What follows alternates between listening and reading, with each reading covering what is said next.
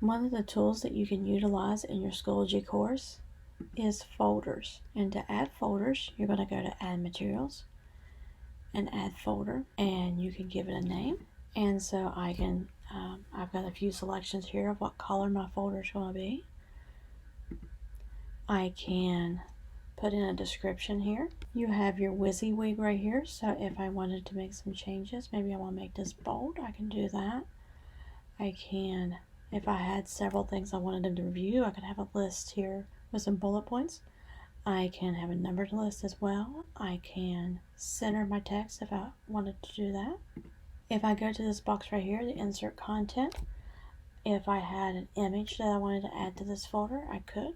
If you are working and maybe the students don't need to see the materials in this folder yet, you can always unpublish it. Just remember not to unpublish folders that has student graded work in it, because that will affect their grades. If you are working and you know Monday morning you want a folder to start, because that's when they'll be starting that novel or that unit, you can have it so that it will start exactly on that day. You also can set it so that it will close on a certain day. But again, we don't want folders unpublished if they have student grades in them.